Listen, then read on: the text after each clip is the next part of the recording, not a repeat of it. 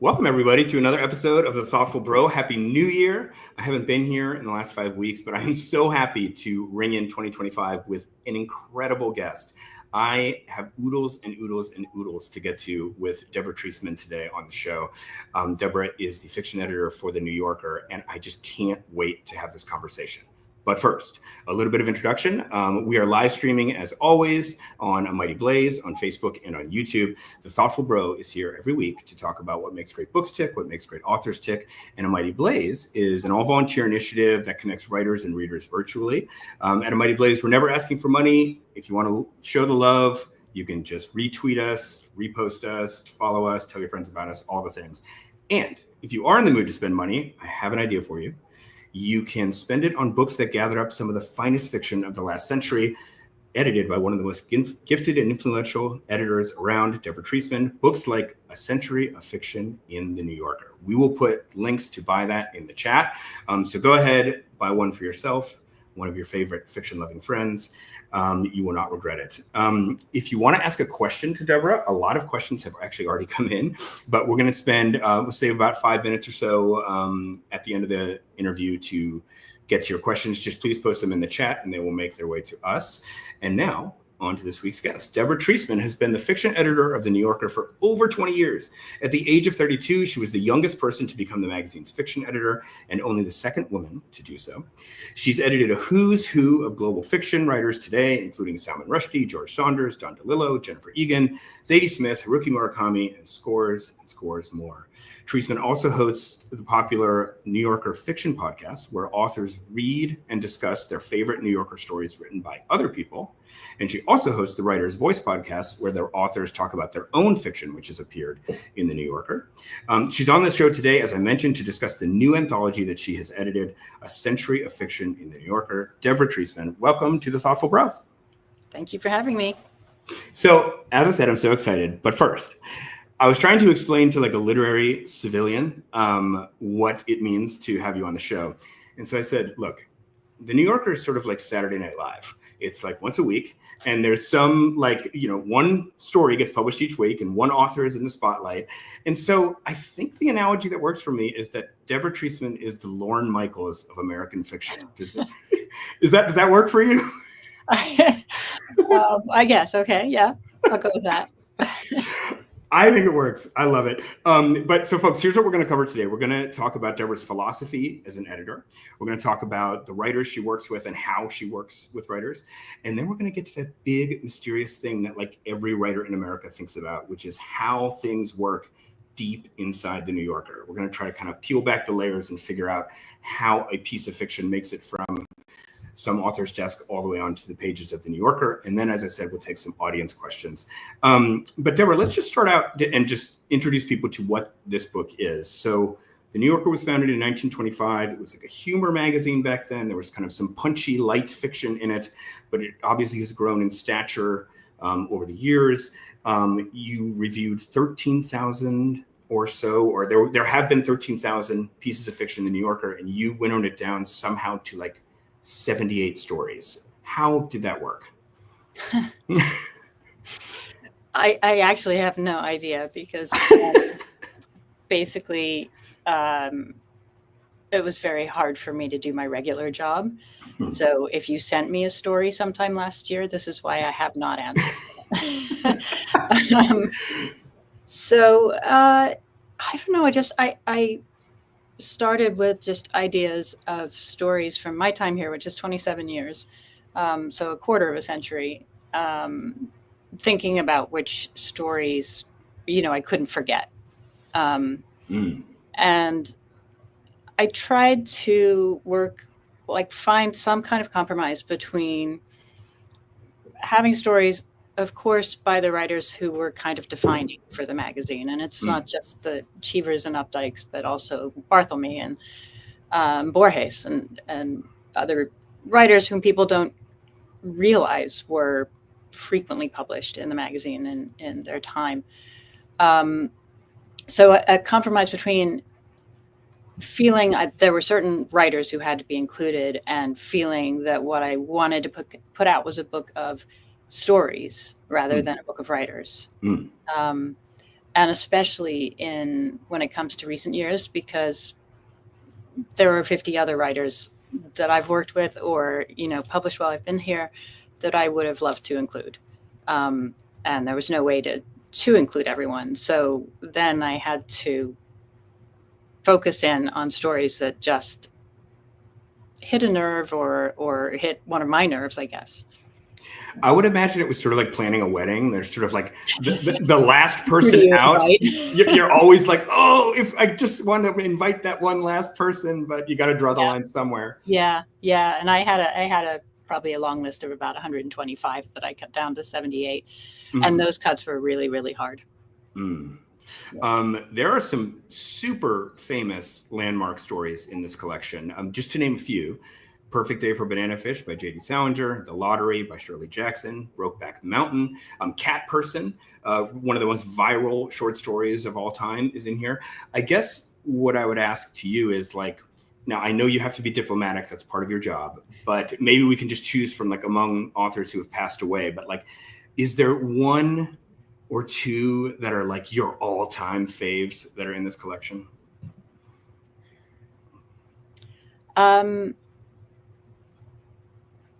Yeah, maybe I should only choose among dead writers. To be diplomatic, let's go. I'm the obvious ones, the ones that are in many anthologies that you read in school, like Shirley Jackson's The Lottery. I wouldn't bother singling out. There's a story by let me see if I can find when it appeared, by John Berger. Came out in 2002, called The Courtesy. And that's probably one that just has stayed with me. It's basically about a man wandering around Portugal and having frequent encounters with his dead mother. And it's so moving and so funny and strange. So that's definitely one that, wasn't an automatic inclusion, but was for me. Mm-hmm. There is, there's just so many. Yeah. A Mavis Gallant story called Voices Lost in Snow. And Mavis was someone I was reading, in college, and whose work meant a lot to me in a formative time. Yeah. And so it was important to me to have her in the anthology, and important for the magazine.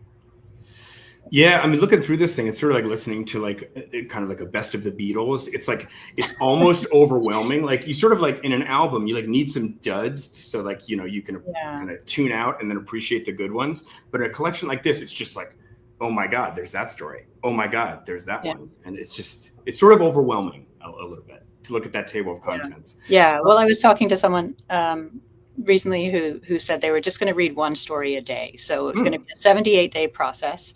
Oh. And, I like that rhythm. Yes. Yeah. This should be marketed as like a wellness program. Exactly. All right. So let's turn back the clock here and I want to really focus in on you. And I mean, your whole life is built around helping other writers, editing other writers, building up other writers. And you're sort of always in the background in that relationship. I want to kind of talk about you and put you front and center here and your methods and your career. In 2003, you got the job, and the LA Times wrote a little piece about it. And this was the first line of the LA Times piece. A little-known 32-year-old UC Berkeley graduate has been named fiction editor of The New Yorker. So I don't think I ever saw that. That's funny. Humbling lead. I had been here for 6 years before that, or 5 years before that, as deputy fiction editor. So okay, well, we won't debate. And the editors are little known. Yeah, it's true. Well, not now, but I mean, certainly back then, like a little-known 32-year-old UC Berkeley graduate. Let's just not interrogate that characterization, but let's just think about David Remnick at that time picks you, and what do you think he saw in you? What do you think he must have talked to you and said, hey, I think you're the person to, steer the ship here. I think you're the person who can bring the New Yorker's vision to the world or to more people. Or what was it that you think that he saw in you then? Well, you'd have to ask him, but I had been here for 5 years in the deputy position. And had worked really closely with Bill Buford, who was the previous fiction editor. And so he knew I could do this. He knew I was already part of it, and I was already working with so many writers. And it almost would have been weird to bring someone else in at that point, I think. So I don't know if I can take great credit for it, but I've been told I'm a reassuring, calm presence in the office. Not that I don't have freakouts or tantrums. So that's always good in an office mate. And I think it's probably essential in dealing with the massive personalities that you would have to deal with in this job. But let's talk about your editorial philosophy. It's something I'm really interested in.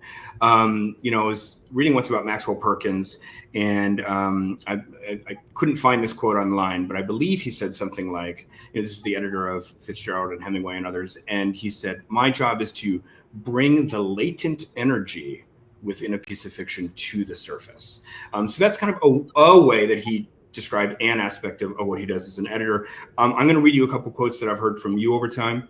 "My job is to see what the story is and to see what elements are not quite yet coming through," which is sort of a similar sentiment. "And my job is to read the writer's intention and make sure the story lives up to that intention." So, but I guess I just want to say, if there's a way to be concise about it, what do you see as your role? I suppose there are a few roles. I mean, if you in some ways, you're both working with fiction, at least. Well, first, let me backtrack. Yeah. Writing fiction is a very strange profession because it's so personal.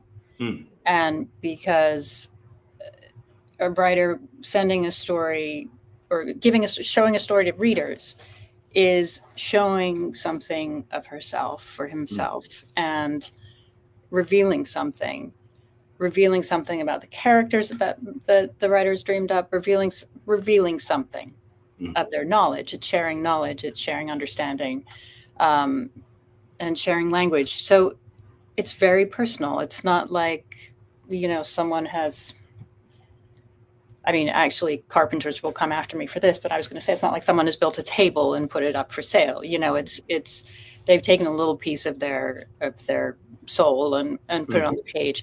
So if you take that little piece of someone's soul and rip it apart and insult it, it's not going to be a nice day for that writer. Again, I agree with Maxwell Perkins that the idea is to find that soul, and if it's been buried under other things, to bring it to the surface and really to understand the voice of the story and then speak it, make sure it's speaking, which sounds kind of esoteric, but it's much more concrete when you're actually in the middle of a sentence. People talk about a talent for writing. That's always, talent is a big question that comes up in the arts. What about a talent for editing? Is that a thing that you think exists, that you have, that you see that other people have, that is a specific, unique talent unto itself? I think it is. I think it's a little bit like being a ventriloquist, you need to be able to assume many voices. It's why I people ask me often if I write fiction, and I don't, because I feel when you write fiction, you have to really be committed to what you're doing in your own particular way, and I have to be open to any way and try to understand it. So I guess the talent is this kind of ability to inhabit other people's voices. Yeah, I read that book by Rick Rubin. I think it's called The Creative Act. But he produced the Beastie Boys, and he's produced kind of heavy metal. I mean, he's done kind of everything. And I thought of him a lot when I was thinking about this interview, because he really talks about how one of the skills that he thinks he has, which is so important, is this kind of like his own kind of malleability, invisibility, willingness to kind of disappear into what the idea is that's trying to come forth. Yeah. And you have to be somewhat egoless. It isn't about you. It's about the story you're working on or the piece you're working on. It's not even really about the writer. It is about the story. Do you ever use that actually in a kind of, I wanted to talk to you later about how to deal with like a difficult writer or a writer who doesn't want to be edited or doesn't agree with an edit. Do you ever use that as an appeal? I mean, you're like, hey, it's actually not about me. And it's also not about you. It's about, we're trying to do this third thing, you know? No, because, stories are to their writers what they are to their writers. But I have had people say that when we work on a story together, it's like we're birthing this child, that there is that sense that this is a separate being. Got it. Okay. So I was listening to an interview that you did with George Saunders. And at one point, George Saunders said, I have internalized Deborah. And because he's like, I don't want to disappoint her. And I want her to love it, the first time I send it over. Anyway, so I was trying to imagine, like, what is that like for George Saunders, like to have you internalized? And I'm just wondering, like, is there a kind of classic Deborah Treisman edit? Like there's like a particular thing that say you think the long dash is always overused, or you know what I mean? Or there's just something, I mean, that's very petty, but like you're always kind of like focusing on character over story or what have you, right? I'm just wondering, like, what I'm really getting at is, like, can you classify yourself in some way as an editor, like who's different than other editors? And like, this is a Deborah Treisman type of edit. Yeah, I really hope not, because I hope that the edit is different on each piece and with each voice. Again, I feel like I have to be responsive to what I'm working on rather than making it responsive to me. So I mean, maybe there are things that I notice that are particular to me. I don't know. I did a eons ago, soon after college, I translated a book of criticism about Kafka, actually, by a French academic. And when I gave him the translation, he said, "I see you tend toward economy." And that was what I'm talking about. In translating, I had somehow rid it of the repetitions and the, the long-winded moments of saying the same thing again. And so maybe that's, that is something that might be distinctive about me. I tend toward economy. That is so. All right. So let's see where the rubber hits the road here. So I was trying to think like, who's the most maximalist, effusive writer that I can think of that you edited? And so let's think of David Foster Wallace. Like, so how does your penchant towards maybe being economical and kind of scaling things back work when you're dealing with somebody who sort of doesn't know kind of where to stop and it's just so overflowing? I agree that it's overflowing, but it's also with David Foster Wallace, everything was so precise, and he had thought about every word and every punctuation mark. So it was difficult for him to adjust anything, even you would bring something up and he would say, that's wrong on purpose for this reason. And so it's not to say that he didn't take edits. It was always a long discussion for quite small things. And sometimes I would just point to a sentence or a paragraph where I thought it wasn't quite landing and maybe make a suggestion. He would do it completely differently. Or he would say, I took this change, but that meant I had to change these 15 other things. Thanks a lot, Deborah.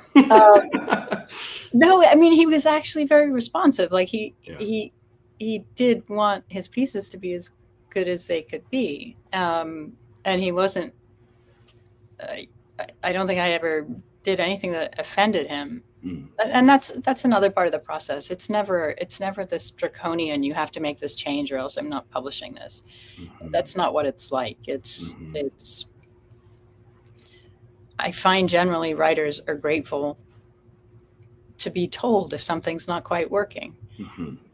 And you build up this relationship of trust where they believe you if you say that. I just feel like the editor is often, after a spouse or sister or mom is the first reader, and no one wants a story to go out in a flawed way. So if you're telling them there's a flaw on this page, they want to fix it. So, so going back to David Foster Wallace, yeah, he wanted to fix things.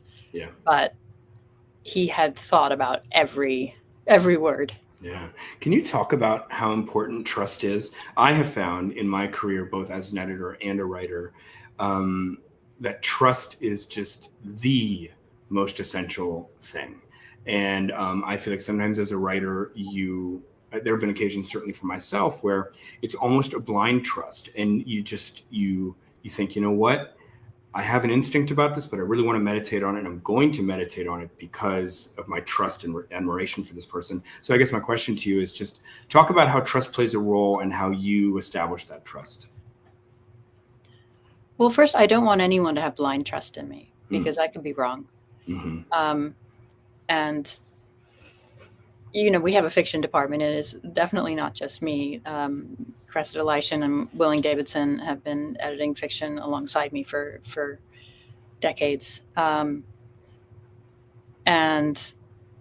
I will often, if I don't quite see something in a story, their opinions, if they contradict mine, mean a lot to me. And I will listen to that. So I don't think anyone should trust anyone entirely, because sometimes there are just voices that one reader doesn't really hear. Yeah. And I found that working with writers, if you suggest something and they really adamantly feel it's wrong, they have to trust you to say, okay. Yeah. Leave it as it is, right? Yep. So there's always a give and take. And I think obviously the longer you work with someone, the more that trust builds up. But I've found people to be quite trusting right from the get-go. Yeah. Looking back at your career, did you have a mentor as an editor, or a series of mentors? And if so, was there one that you could particularly point to, or a piece of editing advice that has served you over the years? That's a good question. I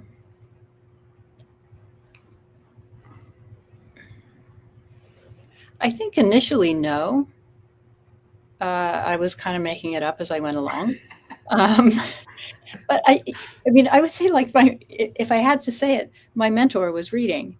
I always read so much, and I had so many voices in my head, and I had a feeling for sentences and how they worked. And if I had not been constantly reading, and this is why, I hate to say it, but looking at young people who are spending those 5 hours a day on their phones scrolling instead of reading, I don't know who's going to have it in future generations. But before working at the New Yorker, I worked for 4 years as the managing editor of a quarterly called Grand Street, a literary and art quarterly, and it was owned by a woman called Jean Stein, who came from a sort of Hollywood royalty. Her father was Jules Stein, who had founded MCA and Universal. And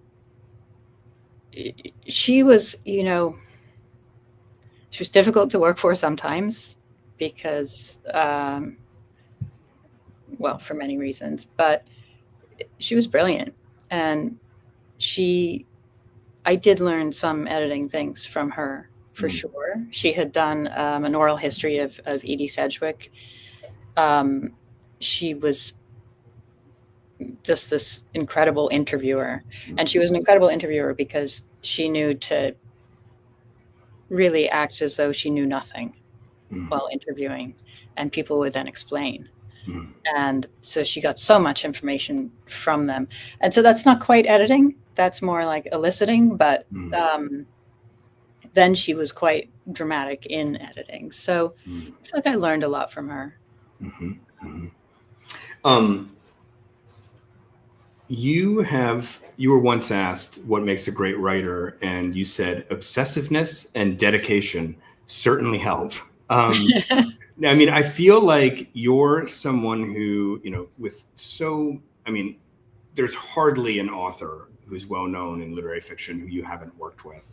And I guess just trying to kind of aggregate all that experience of working with all of these authors, like, does that comment still stand? I just kind of want to ask you that question again, sort of like, what do the great writers have in common that you see? Yeah, obsessiveness and dedication. Perceptiveness, obviously.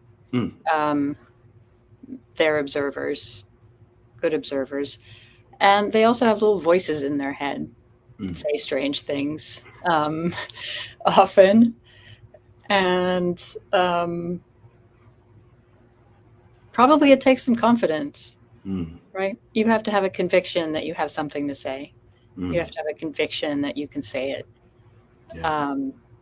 If you don't have that, you probably give up, right? Yeah. I want to talk about life. Wait, what did you? I talked over you. What did you say? I said it's not a fun life. It's not a fun life. Oh no! If you have a choice, if you don't feel you have to write, you shouldn't. Yeah, because it's hard. It's really hard. I want to talk about writer confidence for a moment and how it relates to being edited. In my opinion, it takes a great deal of confidence to be willing to be edited. But I want to put this question to you. Do you see a connection between the willingness to be edited and the, lack of a better word, the greatness of the writer? And there's kind of, if somebody is less willing to be edited, that can be a sign of insecurity, or at least it's kind of something that might stop them on the way to being edited, to being great. I'm just trying to connect willingness to be edited with success. Yeah, I mean, there are some cases where someone is unwilling to be edited simply because they're not used to it.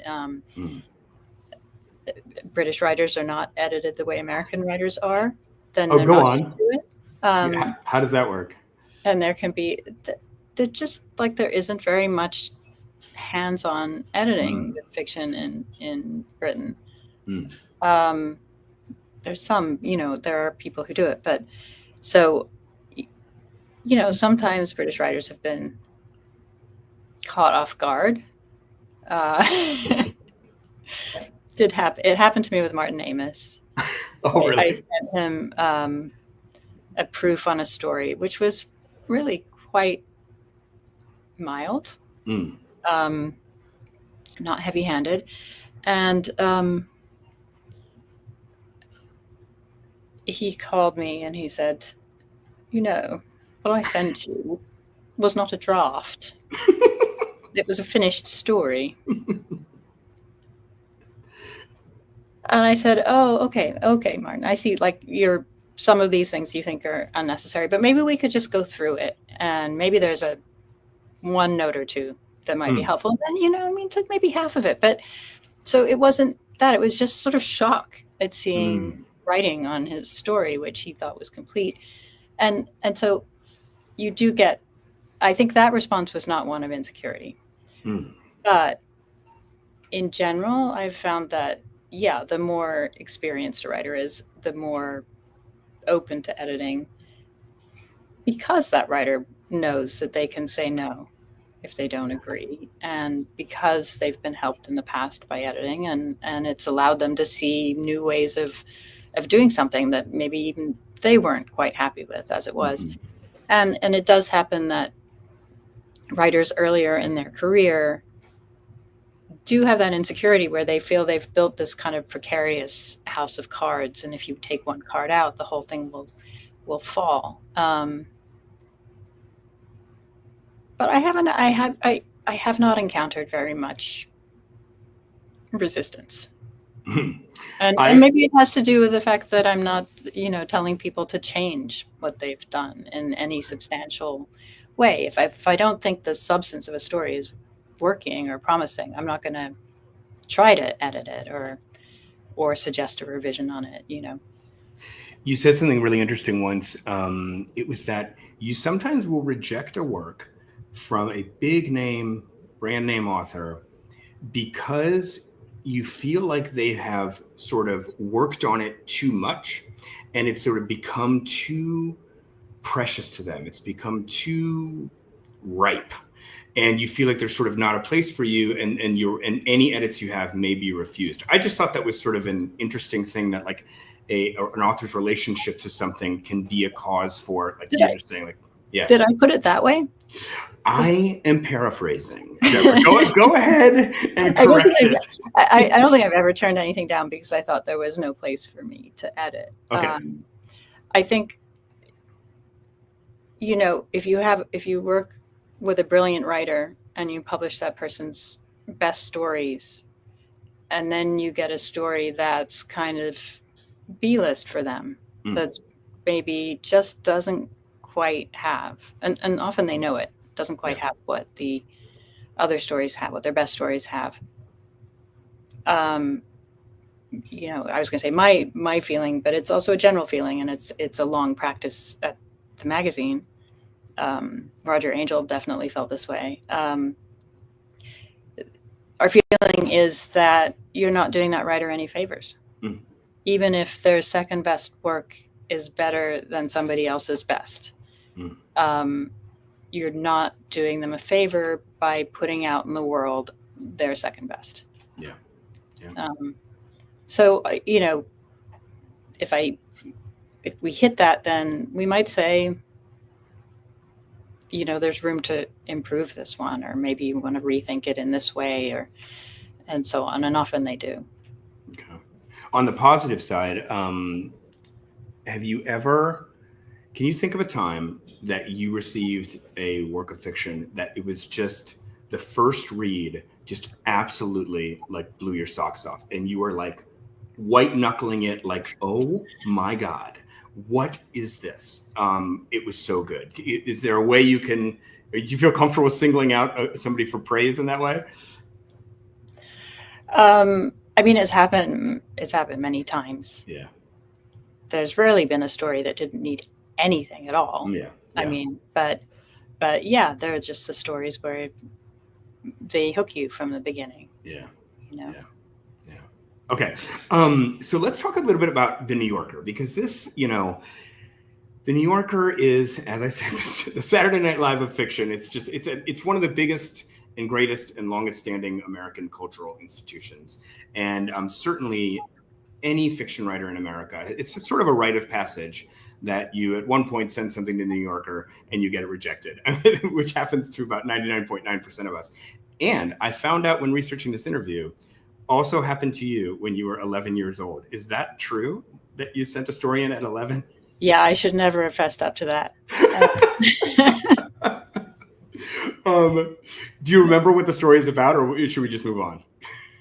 I have some vague memory of like a river and a hammock. I don't know. I don't know. Well, I thought it was like sort of a great story of like your great revenge arc. Like they rejected you and then you took over the mothership. So one thing that is sort of like a phrase that you hear in the culture of writing is like the New Yorker short story, like kind of what is the New Yorker short story? And there was this amazing quote from James Thurber that you put in your introduction about like what he was seeing back in 1938. I just love this so much. This is what James Thurber said was the New Yorker story of that time. We've had an awful lot of sad, drifting little men muddling gently through the most trivial and impalpable of situations, ending up on a faint and, to me, usually evasive note of resignation to it all, whatever it is. That just cracked me up so much. And I think there is still occasionally some things like that, you know, and but you talk about kind of how it changes over time. And you said, you know, in the 40s, there was a kind of moral intensity, maybe kind of partly in reaction to the war. In the 60s and 70s, the stories were more messy, as you say. And I know it's kind of hard to see the forest for the trees here, but like, is there anything that you can say about kind of what you think the short story is now for the New Yorker? Is there something definable about it? Yeah, this is why I didn't say that in my introduction, because it is really hard to see that. There's so many ways of approaching the short story. Yeah. And we try to publish all of them, all of the ones that work. Yeah. So I guess it's just, it's now such an area of opportunity. There's nothing that doesn't fly. I mean, if someone wrote, Be a Good Boy 50 times, we probably wouldn't publish that. But there aren't a lot of limits on what you can do, so long as you're writing something that people want to read and that says something and does something to the reader. Yeah. Quick segue. Again, bring up George Saunders because he's somebody you published a lot, and he was great when he was on my show. And when he was on my show, he was talking about a swim in a pond in the rain. And I asked him, I said, George, short story writing in the late 1800s in Russia was so great. What do you think the status is of the American short story, or just the short story today in American culture? And he said, and I give him credit for being blunt, he said the short story is in a state of degradation. Those were his words. And I just wanted to ask you what you thought. I mean, kind of like, where do you see the short story fitting into our culture today? Well, first of all, why did George say that? Well, I mean, I think it was in the context of talking about Chekhov and, right. All the great Russians, and it was sort of relative to that. I want to say is probably kind of where that comment came from. Yeah, I mean, I suppose there were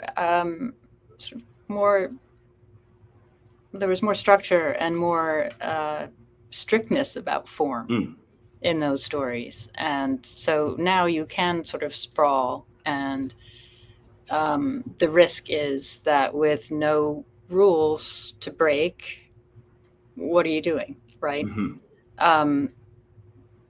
You can't, if you break all the rules, then it's not really a readable thing. So perhaps he's seeing too much freedom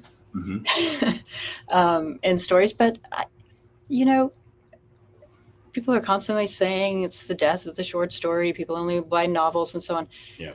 If anything, our whole online world has made people much more inclined to read short pieces than long ones. They don't have the attention span for novels anymore. I'm sorry, Mark. I know you're writing one. So I think there's always going to be a readership for something that you can pick up and read in one sitting. And speaking of which, I mean, Cat Person was an example of something that just went wild. I think that was in 2017 that came out. Can you tell me about, like, I'm kind of curious, did that surprise you that story just kind of took over the world, it seemed, for about a month? Yeah, I think it surprised everyone. I mean, It's a really good story and it really captured something. But part of that, the Cat Person madness was there was a whole faction of readers who thought it was a memoir, even though it was written in the third person, with fiction at the top, and who took it personally somehow. There was the woman in it remarks on the kind of big belly of the man, and so we had like offended men standing up for their right to have big bellies, and we had there was all the people invested it with so much personal response. It wasn't like reading a story. It was like everyone was feeling they were reading about themselves, and that's sort of amazing. Yeah, I mean, what a feat, right? And I had that same response to it, which was it made me really uncomfortable to read it, and I felt like I was in the room. And I felt like I'd been in that room, although I had not been in that room, not that one specifically, and not in that situation specifically. But if you can do that to your reader, you're doing something right. And people responded, I think, because it made a lot of people uncomfortable. Yeah. Even just thinking of it now, I just feel like kind of peeling something off my skin or something. Well, and it came out like it sort of got mixed up in the Me Too movement, which happened to come out, a couple months after or a few weeks after our Harvey Weinstein piece, by Ronan Farrow. And it So somehow it was interpreted as being a Me Too story, when in fact it had nothing to do with, someone in a position of power over anyone else. It had it had to do with a really bad date, and it had, if anything, it had to do with this kind of false sense of becoming intimate and really knowing someone through texts, and then facing the reality of the physical person.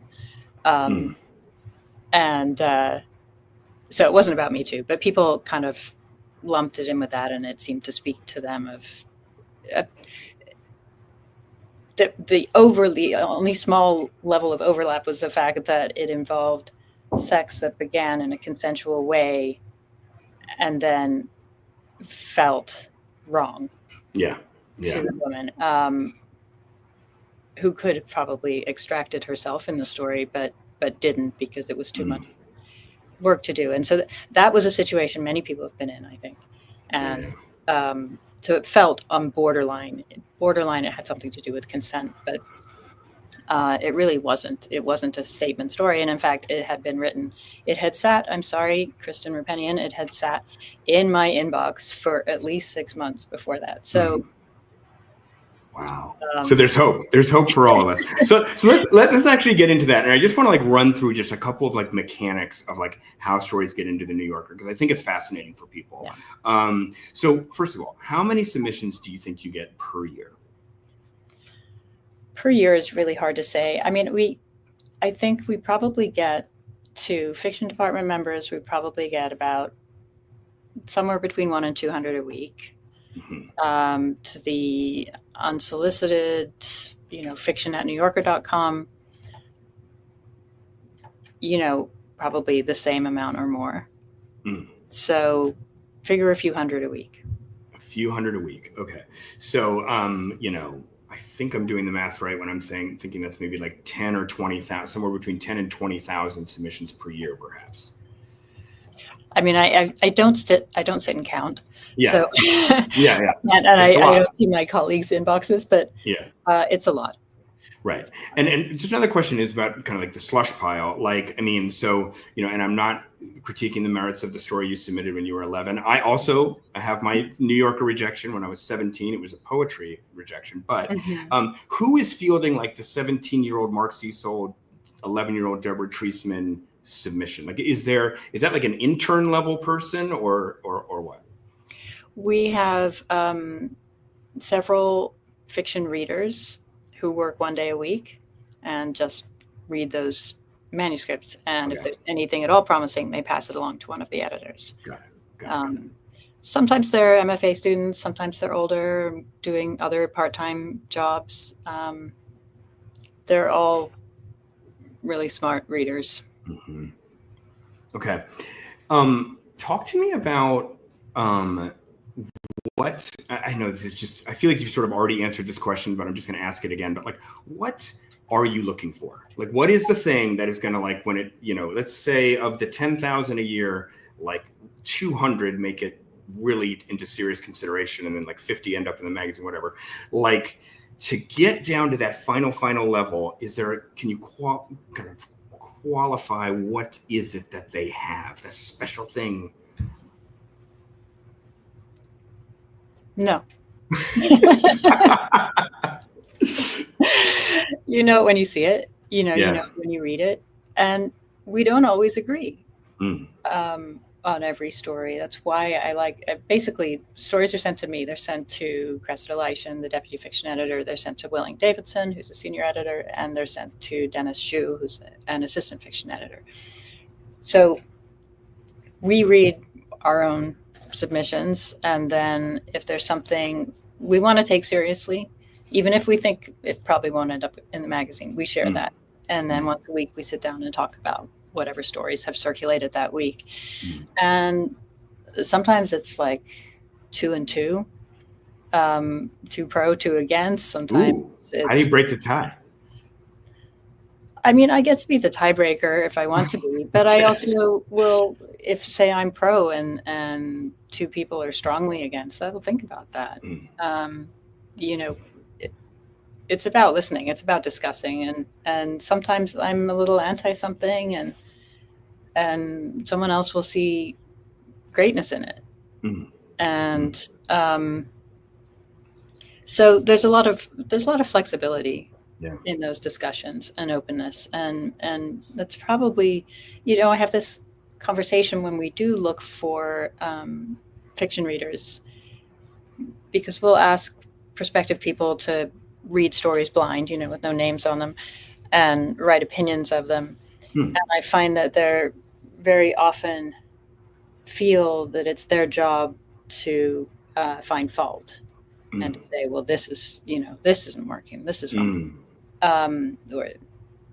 And really, it's their job to see what's good, because,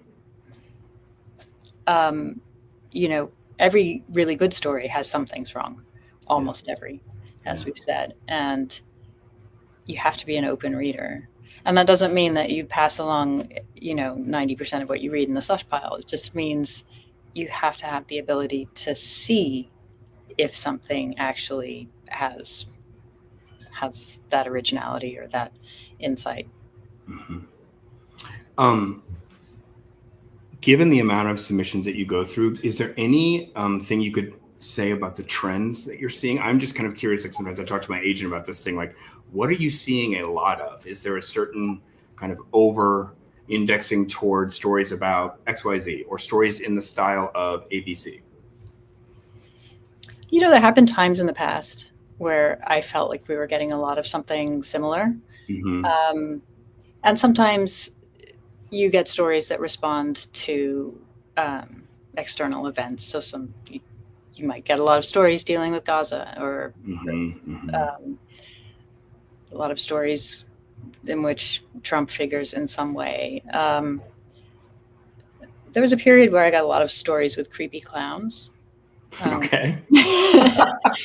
But I don't ultimately, like, those aren't trends. Those are coincidences, or those are, people living in the modern world. And we get a lot of stories with COVID right now. Okay. But stylistically, I don't see any strong trend. I see a lot of really different writers. I feel like we've gotten out of the days when you talked about things as workshop stories, that they all sounded the same. Like that at least we've moved on from, I think. Oh, that's cool. That's cool. Another kind of part of your job that I think must be extraordinarily difficult is the amount of rejection that you must, like, in my own tiny world, where I am like getting people who pitch themselves to me for my show, I find it difficult to reject even that small amount of people relative to what you're doing. The chances of getting in the New Yorker is so slim.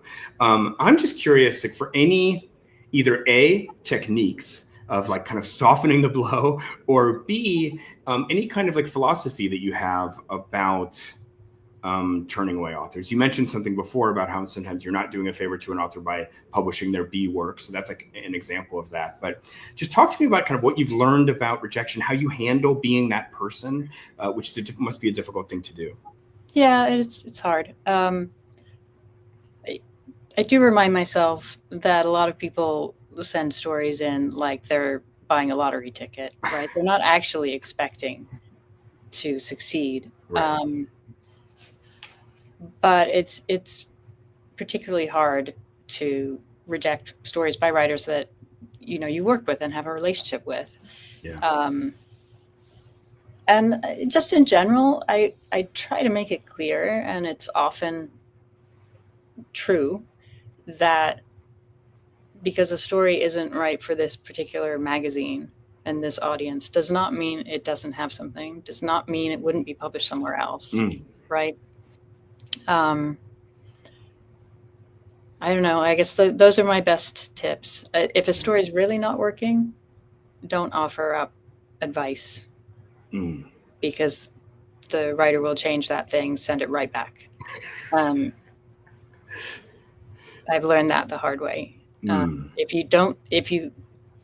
you think it could work with some revision, then sure, I'll offer up advice. But if you really don't think it's working, don't pinpoint why. That is good advice. Good advice. All right. So I have a few more questions, and then we'll take a few from the audience here. But so I want to talk about sort of like, this is a little bit of a charged issue, but it's going to talk about a kind of political issue now and how that intersects with the New Yorker. So I think, needless to say, institutions of all kinds across the United States, certainly for the last decade or so, have been dealing with questions of identity, representation, systemic bias. Especially art and cultural institutions have been wondering, like, about who gets to be in the thing based on their gender, race, and so on. I know that, I've seen that you said that in your tenure, for example, there's more women who are published, more international writers who are published. And I thought it was really interesting a moment ago when you said, sometimes you have people read with no name on the top. They're just reading the fiction. And so that kind of shields the identity issue a bit. But I'm just wondering, like, in the New Yorker, I'd have to believe that, like, this issue is talked about and kind of what the fiction department's role is or your attitude toward it. So I just want to give that question to you in an open-ended way, like, sort of, how does the New Yorker think about these kind of really white-hot issues about who ought to be in there telling the stories, who ought to have access to your platform based on identity? And you're talking about fiction. Fiction, yes, yeah. Specifically. Yeah. It's not something we talk about. Okay. Because really we're talking about stories. I love it when we have a story that's great that shows us another world or another way of life or that teaches something. We have done a fair amount of translation or stories from other countries. But I cannot think of a time in 27 years when the race or ethnicity or identity of a writer has made us either take a story or reject a story. Mm-hmm. It's not part of the decision making. Mm. So what's been wonderful to see is how many writers of color and how many writers with different ethnic identities are being published, are writing, amazing work and are sending it here. Mm-hmm. So that has been a rewarding shift in the culture. And just more broadly, I'm just wondering, like, what do you think about, and I know this is sort of a tricky thing, but I just want to try this question, okay? I mean, what do you think broadly about this identity question? Because even if you don't talk about it to New Yorker, it's like, it's so pervasive in our culture. It's so everywhere. This question of, who should be able to tell what stories and so on and so forth. And I'm just wondering if you personally kind of have a thought about kind of on the one end, art just sort of existing in a vacuum and it's just about the story versus, hey, like, let's prioritize who is telling the story. Do you think that's like a helpful conversation for our culture to be having?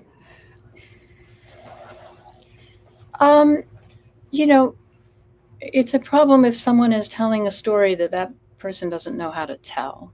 Mm. But if that's the case, then it may not be a fantastic writer, because it is the writer's work to imagine another life and to fully imagine and inhabit the stories that they write. So, I mean, we certainly wouldn't take any story in which someone was writing about a person with a different identity and completely missed the mark or seemed to write about it in a way that was derogatory or offensive in any way. That has no place here. Mm-hmm. But again, it's just we don't have quotas. We have a desire for really good work and to really encourage anyone from anywhere who's anyone to, produce it. Yeah. Great. Thank you. And I appreciate you answering that question. I know these things are tricky for everybody right now. All right, so let's go to some audience questions. So this is a question from Grant Catton, who's an artist that I know, and he actually has a website where he has reviewed over 300 New Yorker stories. And he says, in reading all of those stories, and this is all in your tenure, this is like the last kind of 10 years or so, he says, one thing I've noticed in these stories is there is often a single sentence in the story in which the author gives you the keys to understanding the meaning of the piece. Does that resonate with you? I find that kind of fascinating. Yeah. There's never a sentence planted in a story for that purpose, but perhaps there's often a moment in which the writer unwittingly,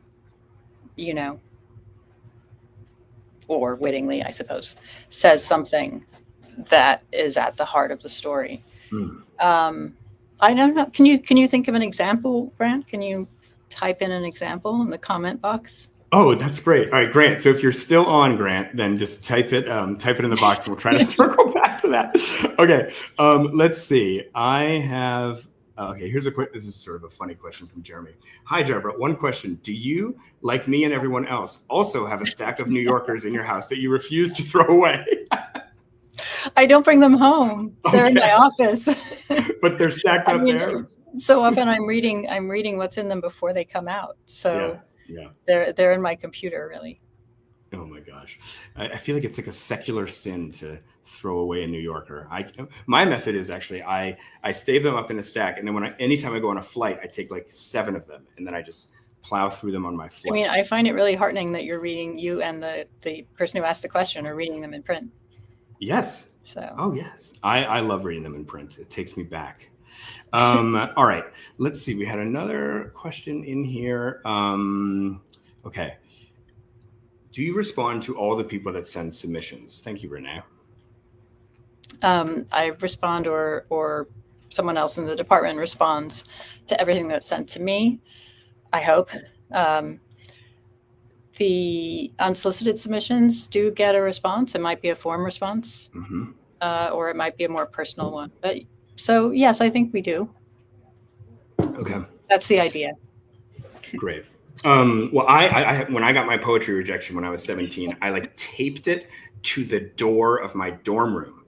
I was so proud of this New Yorker. It was mailed to me in a piece of paper. Anyway, all right, Deborah, I am going to wrap here. We have come to the end of the hour. This has been so great. I appreciate your candor about these things. I appreciate you coming on the show for sure. One final question for you from me, which is this. One day, hopefully far off, there will be another editor of fiction for the New Yorker, and you will have moved on to brighter horizons. Imagine that there is some kind of awards dinner or recognition of your time, and the person is up there and they say, I want to thank Deborah Treisman and recognize her for the following things. My question to you is what's the thing you're most proud of? That you would love to have people look back and say, you know what, she did this in her time. Gosh, I'd love someone else to just say it.